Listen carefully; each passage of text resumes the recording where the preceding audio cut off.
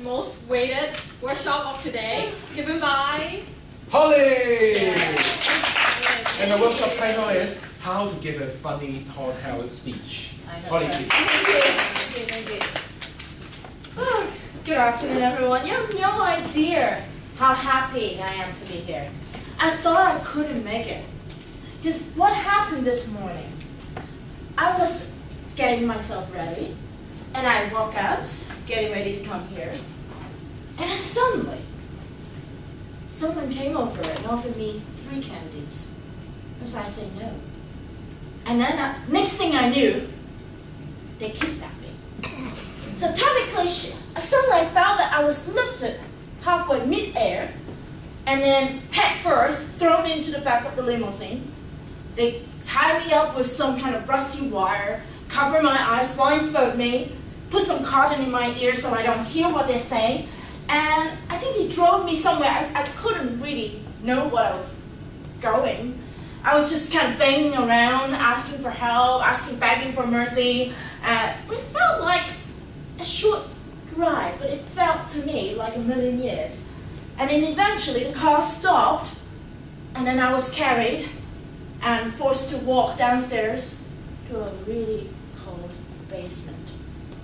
It felt like a basement because, anyway, some moldy, really cold, like a giant fridge, that sort of thing, maybe a freezer. I don't really knew what it is. Anyway, I could pushed into the chair, still tied, and then I felt like I was pushed to the corner, and something really cold was pushed against my forehead. Something small, like the gun. And I heard at that time, finally, clearly what they said. Apparently, the kidnapper, 2 of them went out to ask for ransom. Apparently, they want to ask my parents for 3 trillion. I have no idea how my parents would come up with that money. Leaving only one guard facing me with that gun pointing at my head. Anyway, that's why I was almost late for this workshop. Now, as you can tell, that's part of what we call a tall tale. Something that is exaggerated, unreliable, some unbelievable elements. Like, seriously, girl? You almost kidnapped this morning? That's why you were late for this workshop? You get a main character, okay? In my story, it doesn't have any extraordinary qualities, but I will show you later on. There are some examples when, in a tall tale, the main character has some extraordinary abilities as well. And you present it as if it were true and factual. And then similarly, I found different definitions about tall tale in various sources. But technically, they mean the same thing. It could be factual, it could be fictional, or a bit mix and match, a bit half. But generally, at the end, you are using exaggeration to make something sound unbelievable, but then you present it as if it were real. And that's why, as a result, tall tales could be quite humorous. It's not the kind of speech that makes people go, ha ha ha, crazy, and like a humorous speech contest, don't worry. It's not as that, but at least it should relax the audience, engage them, and that's why it's kind of humorous, because it's usually very entertaining. So why do we exaggerate? Obviously, you want to magnify the contrast and engage the audience, kind of arouse and kick off their imagination, so they are involved in the story. So the more unbelievable it is, the more unbelievable certain exaggerated part of your story is, the more entertaining it will be, and it will be more memorable. Okay, so the next question is, obviously, okay, I know the benefit, I know what it is, I think I know at least. Shall we see some examples? So, what part of the story can be exaggerated? Before we go on that, this is one of my favorite quotes from my fellow Toastmaster. Mom Yan is not here right now, but he will be very pleased to know that he's remembered. We are Toastmasters, not Truth Masters. So this is exactly the thing you need to remember for any tall tale contest. So don't tell the truth, No need. Just Toastmaster. Okay, so what can be exaggerated? I found some useful links on YouTube talking about exaggeration. You can exaggerate outcome and results. So let's have a look at our first example. So, sorry, 0562. Okay, I'm going to show you a bit of an example so you can see how we can exaggerate certain outcomes. 121. So just give me a second. There are a lot of.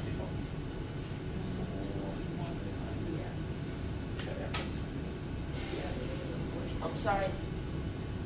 So this is the beginning. Oh, we have sound for this. Oh. So this is the simple one, and then you can go on and exaggerate results. How can you pull off it? So this is one part of thing you can exaggerate. Saying that your protagonist in the story can do something absolutely amazing. Okay? And then you pull. Right? Whoa. Okay.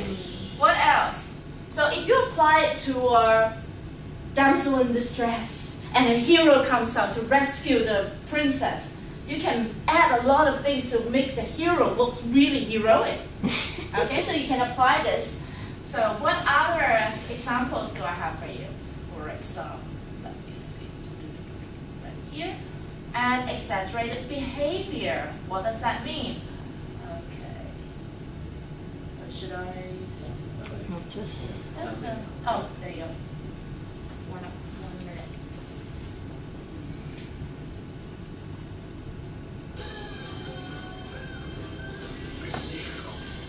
Okay, that's the next one. Taking extreme measures. How about playing paintball?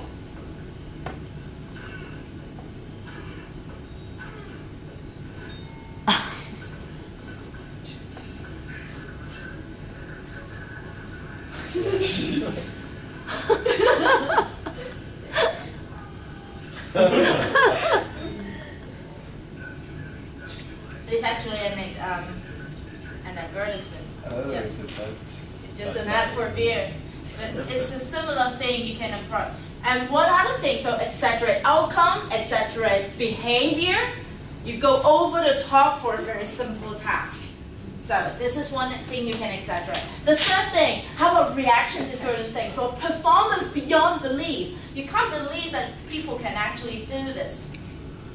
This is actually the beginning. There you go.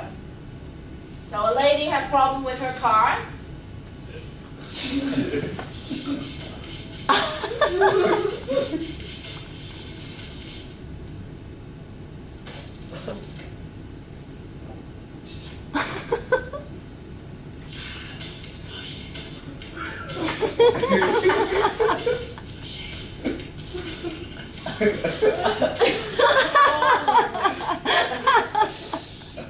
Now that's performance with beyond belief, right? So you can accomplish such an amazing task that people are like, wow, is that even possible? Okay, next one. Don't worry. How about exaggerated charm? When you when you get into the story, you get to the part where you introduce the protagonist. You want to say how wonderful your protagonist is, introducing that amazing qualities, and you can go to this one. You can describe that by.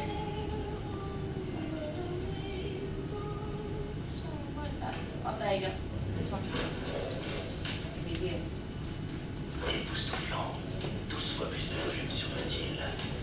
You just blink an eye and the wind comes by. So that's another example of exaggerated charm.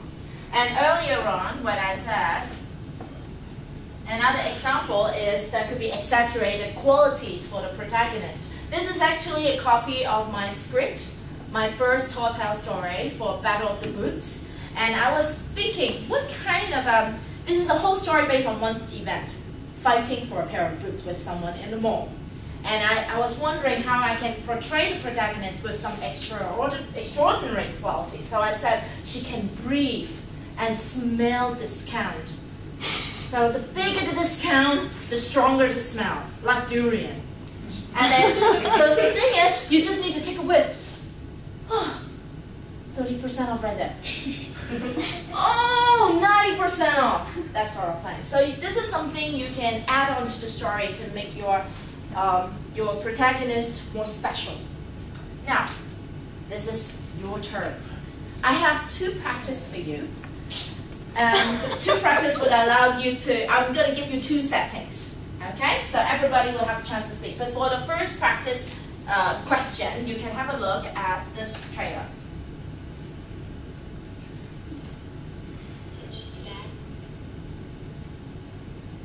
It's about shopping.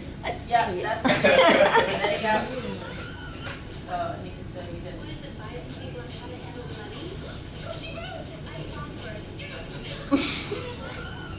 Okay, so that's your scenario 1, and here's your scenario 2.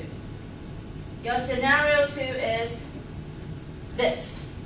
How many of you have watched the film? Or you heard about it? You saw the poster? Okay, so I can tell you, I'm going to introduce one of the spy to you. He is the spy who is called Who Know It All. So your second question is, your first question is, imagine yourself to be the lady who is fighting for the boots, or the gents who are fighting for the girl. Okay, there are gents in it. So you change the story a little bit. The second scenario is, you are the experienced, better than 007. You are the James Bond of the James Bond, okay? Better than the Godfather of the James Bond. You are the spy who know it all. And you're going to show it off. And you know some of those like cop officer training, you get the new agent orientation briefing. You want to show it off to the newbies. This is what you know what I did? I did all those things, so imaginable. So your job is to come up with these unimaginable, unbelievable stuff and you show it off, okay?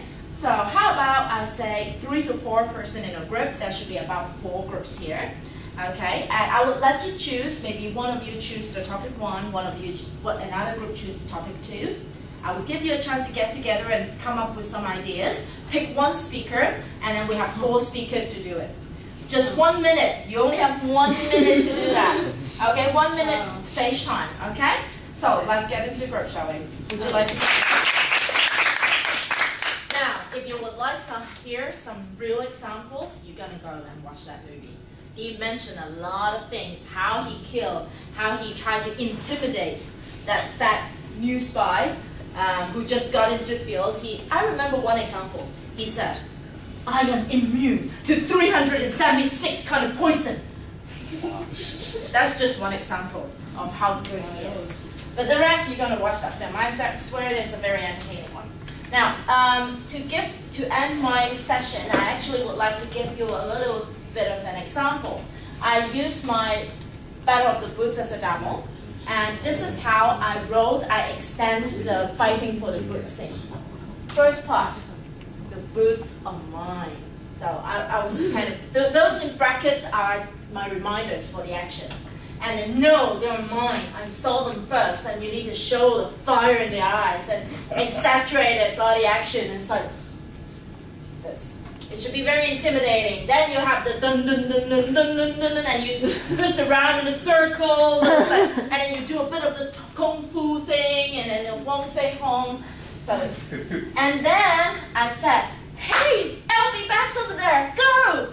And then so she suddenly walked in a trance because she was like, "Oh, something else is more interesting." But of course, at that time, I took the opportunity, grabbed my boots, and dashed over to the cashier just like a professional rugby player. So you can use also metaphor or simile to help you to do this exaggeration. Afterwards, at that precise moment, because I want to pay, so I go and catch the eye of the cashier and say, "Those boots are mine, catch my credit card." And that girl, the lady who's trying to fight for me, and she also took out a stack of credit cards and threw it like this, like a ninja.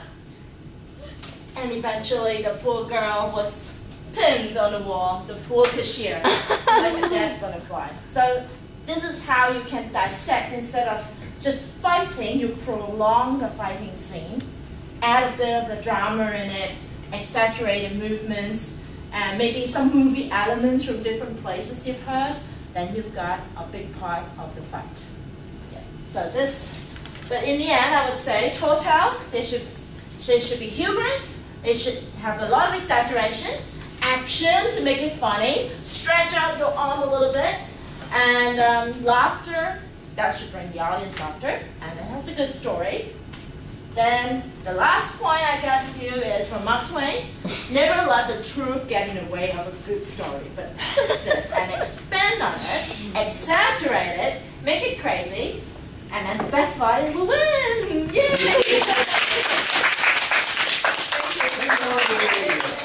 What an interesting workshop. I like it so much. Yeah. So that's why, and I have always been saying that Holly is the queen of Total. You're so privileged to have a queen here. Thank you.